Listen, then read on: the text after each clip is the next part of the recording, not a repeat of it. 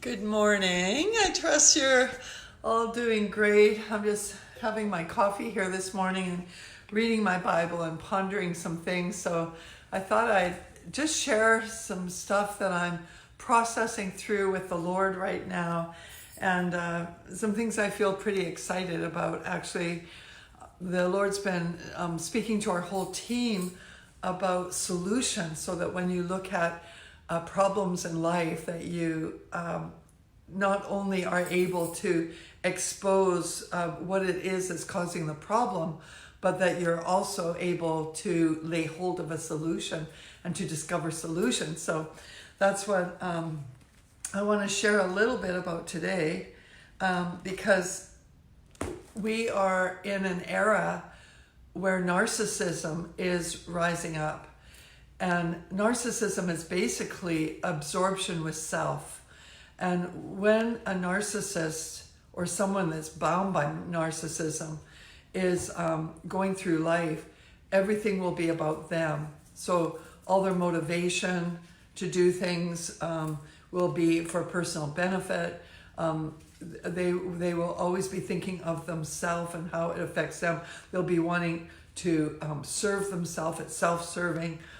With the attention on how am I doing, it's about me, it's about my calling. Even in ministry, it could be, it's about my calling, my ministry. You'll always get little hints of it when even preachers could be on a platform talking about my ministry, and I'm doing this and I'm doing that and I'm doing the other, and it's all about me, myself, and I, and projecting self and what I'm going to do and how many miracles I've had and all of that. So hi, Sonia from Sweden, and Anne McDonald. It's so good to greet you on the live chat this morning. And so we see this in ministry. We see it in life. I think a lot of it comes because of maybe not being secure in childhood with affection, with love, with the nurture that someone needs as they're growing up. It could be, there's lots of different roots to it, and I won't go into the roots right now. But what the Lord was showing me this morning was that there is an antidote for narcissism, is moving in the opposite spirit. And in our ministry, we have a foundation of values that we adhere to. We have about 30 different values that we have as a foundation of the ministry that all of our staff and team go through, and we study them and we hold each other accountable to them. So there would be values like unconditional love. Love is not an option, and it's not that we love perfectly, but when we slip, we have something that we can hold people accountable to. And it's always good to have a values foundation in your life, even in your personal life. What are the values that are ones that you live for and the ones that you are developing in your life? Because like in ministry, for example, we might change our vision in ministry, and even theological interpretations can change throughout your life, but your values will never change. They're unchangeable. So we have values like unconditional love, of course, faith, righteous behaviors and that.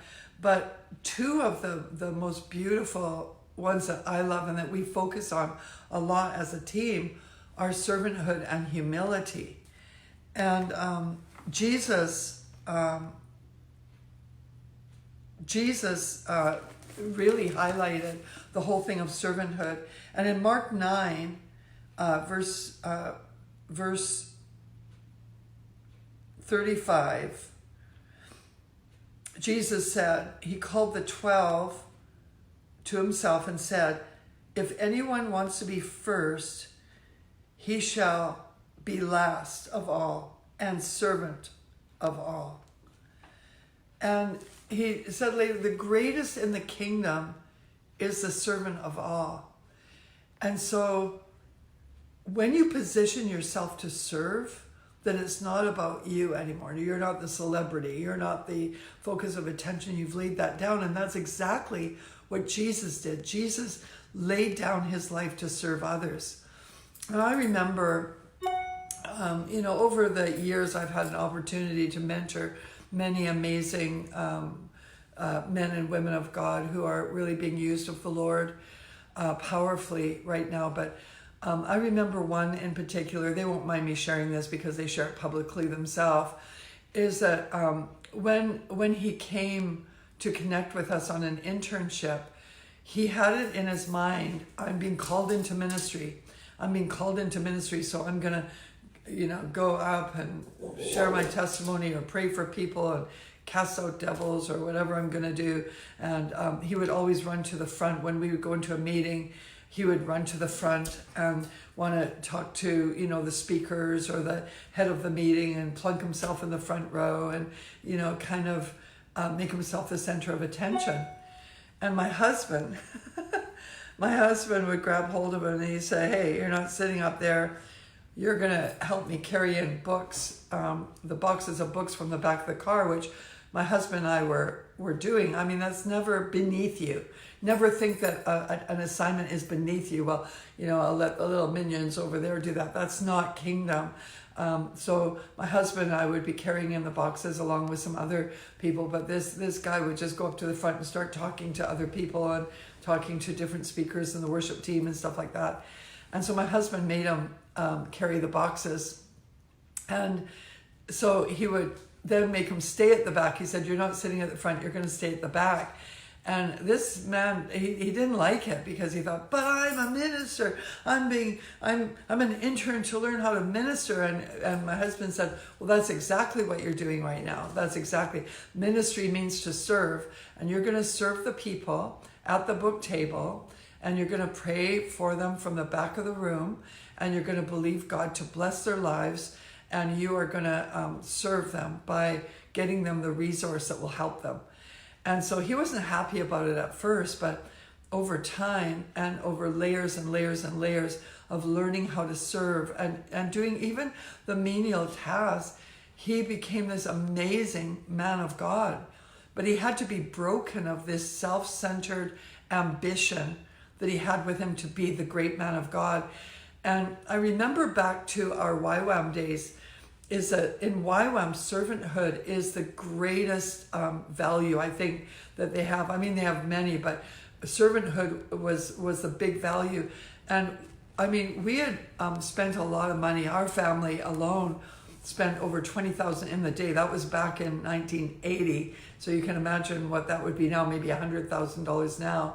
But at $20,000 at the time, we sold everything we had practically to go and to take our family over there. And we sat through training after training after training, day after day. And yet, as we were preparing for ministry, it was always highlighted that the lower you go, like go low, lower still. And we would be given our ministry assignment, might be to pull weeds out of the garden. And they said, if you cannot learn to pull weeds out of the garden as unto the Lord, with all of your heart, without grumbling, without complaining, but with the absolute honor of being able to pull those weeds for him, then you are not fit to have a greater influence. And if you cannot do things in private with great servanthood for the need, then you are not going to be good in public. And so that was really drilled into us. And I remember part of assignment, some of the teams would go overseas, like let's say over to Asia. I remember Vietnam, a team went over there and different places, and they spent their whole outreach, 3 months of outreach, digging out outhouses and getting rid of the stuff in there. I mean, they were literally up to their eyeballs in, the mess, the excrements of people. And yet, the effect it had on the long term was amazing because the nation opened up to the gospel because they saw the servanthood of these people as they were doing what needed to be done to help these people in the most menial, horrible task. I mean, who wants to clean out poop all day, right? But they would do it for the glory of God and for the people. And that's what gave them the open door to then preach the gospel. I remember when my husband and I were on outreach in the inner city of, my dog's out there looking at a bunny rabbit in our backyard. You get down off of there, oh, it's a bird. It's a bird on the hot tub. Hey, Tucker, come here. Come on. It's okay, the bird can be there. Okay, so my husband and I, we were in the inner city living in a very humble quarters. It was in the YMCA actually, in the inner city where a lot of the prostitutes, the pimps, the drug users and that would catch rooms for the night or whatever when they had money. And we all shared the same bathroom on the same floor. I mean, and it was not a nice area of town, but we lived there in order to serve the people and looked after children. We started a daycare center and were able to look after the children whose parents were out there getting their drugs and that and speaking into their life. And it was all behind the scenes. It was difficult. The children were really messed up, so you can imagine what kind of behaviors they had. And looking after children is not my greatest strength. In fact, I'm definitely not naturally gifted in it. And so it worked a work in me to learn how to love and to learn how to minister into these children's lives when it was something I didn't even want to do, but to give my whole heart into it as a servant. And we would clean up areas like, when people would vomit in the bathroom or something, we would go and clean it up and be with them and stuff like that. Really behind the scenes stuff. But what happened is it gave us a voice in that area. And at the end of the 3 months of being down there, God opened up the doors for us to speak into many people's lives. And we had a great harvest at the end of that time, but we had to serve day and night, even going out on the streets at night and in the back rooms, ministering to people. But it was all like getting into the dirt on the ground sort of thing with the people. And it was all hidden. It was all hidden ministry. And I believe that God wants us to live out of that place. It's not like, oh, I'm going to serve in hiddenness for a little while so that then I can be out in front of everyone. Because if there's anything in us that wants to be, ta-da, I'm out there, look at me, it's my ministry, I'm going to build my ministry, I'm going to, be known, and I'm going to, be this great man or woman of God. If we ever have that, we have to keep going to the cross and dying to that, because when we come out of hiddenness, we are to be hidden in Christ, it says in Colossians 3. So that we are serving the people well out of that hiddenness in Christ, so that they see Jesus. It's not about them needing to see us or hear our voice or see what a great ministry we have. We have to die daily. Jesus said, take up your cross every single day, and the cross is a sign of death to self. When I took the discipleship training school in YWAM back in 1980, we used to joke about it actually and call it DTS's Die to Self school, because they kept pushing that.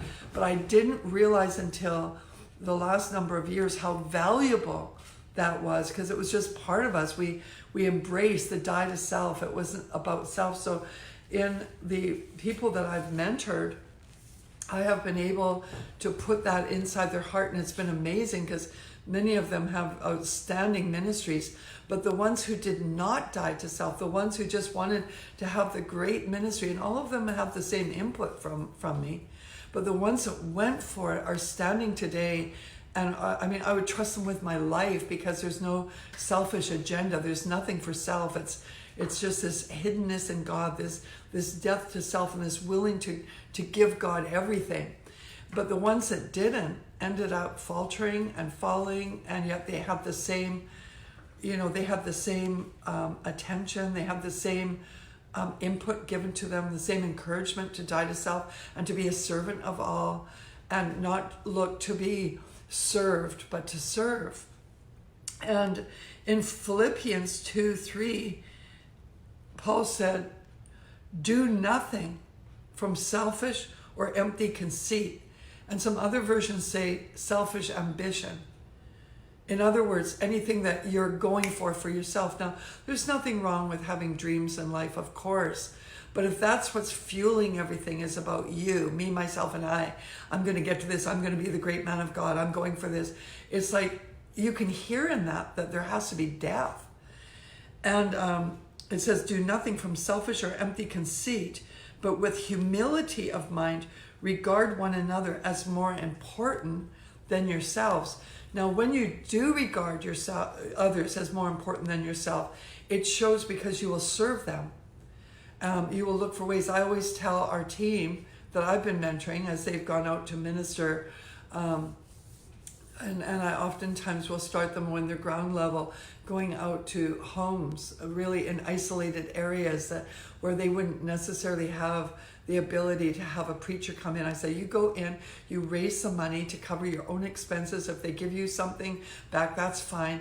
But labor for them and let love be your greatest aim, so that when you go out into that house meeting, you're going to give them the fullness of all that you have. And it's not about you, here I am to minister. It's about you laying your life down to minister. And ask them, you're not the great man or woman of God going in there and needing all the attention or needing to be treated. Ask them what you could do to serve them. If they're setting up chairs for the meeting, ask them if you can help. If they are trying to get meals ready, ask if you can help peel the potatoes or whatever it takes. And even invite them, say, can I serve you by taking you out for a meal? Never let it be that, okay, it's all about me. You always want to go out as a servant, and you always want to also give them a thank you card after, and let them know that you're grateful for the opportunity to serve them. Always come low as a servant. And so I really feel this is important, because what I see too much, actually, I wish I didn't see as much, but it's this mindset of people going out to minister that think they're the great celebrity or the great man of God, the great woman of God, thinking that they need all the attention. And I was sharing with a good friend of mine yesterday, someone that I've been partnering with and running with in the last number of months, who I absolutely love, him and his wife, who, interestingly enough, were also YWAM trained. But we were talking about this yesterday, and he was sharing about a ministry that he had worked with that actually shocked him, because it was all like they were actually trained to go in and to be the big ministry and to have everyone serve them and everyone, look after all their meals and everything. And there's nothing wrong, like if you're being hosted with having people give you meals, that's fine. But there's also needs to be an attitude of gratitude, and also a willingness to serve those who are hosting you. That's just a beautiful essence of Jesus. And what it does is it breaks in you the mindset of being served. But he said, no, they were taught, you go in and have them serve you, and you're the one, and you'll be a captain of 10 or captain of hundreds. And if someone asks to carry your bags, and that's good, that means you're going up to a new notch. And I was absolutely shocked at what I heard him share. I've never actually heard anyone being mentored like that. But it's obviously out there because people act like that. And I feel it's dangerous, because I think it's narcissistic. It's got narcissism involved in it. And so how we can deny a narcissistic mindset or behaviors is to move in the opposite spirit. So if in narcissism, it's all about self being exalted, then the opposite spirit would be to lower yourself. Go low as a servant. Hi, Anna Werner. I'm Millie. Hi there. Yes, and you're in agreement. And I know your hearts, because you are awesome ministers who live this way. So you go lower so that you can serve, and you serve relationally and tenderly, because you have the honor of serving the people of God. And these are God's valued people. And they're not there for you, you're there for them, right?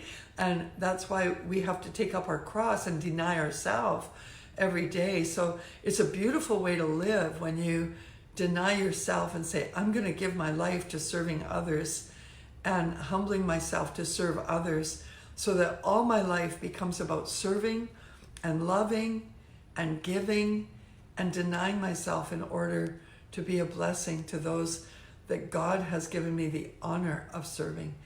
And I love that. And I know on our team, I'm so grateful. Like it's fun to watch our team, actually, because even if I invite everyone out for a dinner or something. And of course I'm intending to pay, but everyone will be arguing on who's going to pay the bill. They'll try to grab the bill. And that happens so often. And it's just because they want to serve, and they want to be a blessing, and they don't want to take anything for granted. And so I love that. Hi, Celia. Oh, I love you, Celia. Celia is the most amazing intercessor on the face of the earth, and a good friend living in Canada, has a love for Israel. But anyways, we want to carry that cross well, that dying self. And when you think of Jesus, right, he had, full authority in heaven and was saturated in heavenly glory. And it says that he laid it all down to come and become a mere man, and just served and laid his whole life down for us. And he was never demanding. It was never about him. It was always laying his life down for us. And that's what I want to live like that. I want to serve like that for the rest of my days. And when we have a larger sphere of influence, of course, then we can't do the things. Everything I've done in ministry except bookkeeping, I have actually done everything myself. I've built everything. I've been on the ground. Even of late, when we set up things for conferences, I'll oftentimes go in there and help with the setup, or watch over things and help with the practical things, because it's just important to do that. It's important to wear that servanthood, and it helps you. So let's attack narcissism. Let's attack it in our lives and put on a servant's robe. The Lord gave me a vision one time of the highest level mantle in the kingdom, and it's a mantle. It's a brown. It was like brown and rough and ugly when I saw it in the vision. But he said, this is the mantle of a servant who wears the cross. And when I felt it in the spirit, it was like a tangible feeling I had of this roughness, like wood, like you would feel wood. And he said, this is the garment, the mantle of a servant. And you can only live this way if you embrace the cross. And so clothe yourself in it. And I loved it. And I've loved that mantle more than anything. And it's always lower still. My good friend Heidi Baker, the first sermon I ever heard from Heidi Baker was lower still. And for 45 minutes, that's all she said was lower still, lower still. And I remember it to this day. Obviously, it's a powerful sermon. It was just 2 words, lower still. But it was amazing. Tammy, yes, I love Lorne Cunningham and the way he's modeled this. He's one of the greatest men on the face of the earth, but he paid a price for it. He'll be known in history. He was so humble, and to this day, he is so humble, and he cares about every individual before him. His heart is so tender, and that's what we want, And yes, Debbie, not false modesty either. That's another way to get attention. No, this has to be authentic, because when you embrace the cross, yourself dies. So it's nothing to get attention. You don't live for attention. You live to die. And it's so beautiful, because resurrection life can't be experienced unless you're dead. And so I always like to build out of that place of embracing the cross. So let's all embrace the cross, okay? And that's how we're going to fight narcissism. And there's so much of it in society. And let's just, when we see little children and that, let's love on them, because I feel that narcissism gets its roots in childhood. And it can be from like a real religious upbringing where you don't have the tender nurture, and there's a lot of performance pressure put on you that can create narcissism. Even when people are being overly praised as a young person for their achievements, but they don't feel secure in the authentic love. Or it can be abandonment of parents emotionally or physically. And so we need to pray for the younger generation, because I have a concern about narcissistic and even sociopathic behaviors rising up that will destroy. Anytime a person is self-focused and has pride, it will destroy. And in a family, if you've got a narcissist, all the attention is about them. Everyone has to serve them. Everything's around them. But it actually destroys the family. And so we need to attack this. And the way that we attack it is by going low, embracing that cross. And just like Jesus said, be great in the kingdom by being the servant of all, by going lower than others, by serving them, by being underneath them, not above them. It's never about you. It's always about Jesus. It's always about the ones that you're serving, and that you're being totally like a laid down lover, to be able to love others and serve them well. Okay, so I hope that helps. Yeah, I really enjoyed giving that little devotion. I was just praying into it this morning and felt an excitement in my spirit about the power of servanthood and the power of humility. So it's just awesome. It's so beautiful, and it's valued very high in the eyes of God. It's so beautiful. Yes, Millie, serving is medicine. It for sure is. It's awesome. And also, I just love having relationship with you, and I enjoy connecting and just feeding you with really good spiritual food, and that. I do have an online mentorship if you're interested in that. It's called the A-Team. You can go on patriciakingmentor.com. But also, there might be a number of you that feel like partnering with our ministry, and we would so appreciate that, because the reason that we can do the things that we're doing is through partnership. We can't do it alone, and we're reaching nations. One of our goals, of course, is evangelism, and to see the nations reached for the sake of fulfilling God's heart, to touch them. And so we sow a lot into evangelism and harvest, and that is our desire. So I just would love it if we could all partner together and move things forward. And I love partnering with ministries, because each ministry has a different emphasis. So when you partner with a ministry, you actually become part of that mandate, part of the assignment, for which there's eternal reward, which blows me away. It's just like, I know that our reward is Jesus himself. I mean, what could be better than that? And yet he promises us more. Hi, Heidi, and give Katie Susan my love. I love her, and I love the way that you serve her so well. And she's another spiritual daughter that I'm so proud of, because she serves so beautifully. She's always serving people and walking in so much humility. I just love her so much. But yeah, so if you want to partner with our ministry, go to patriciaking.com, and there's a partnership button there, or a donate button, and also other things that you can browse on site. So I love you all so much, and trust that this message is helping you grow and be empowered in the Lord and positioned rightly in the Lord to know his love, and the way that he not only loves you, but loves through you to the world that you live in. God bless.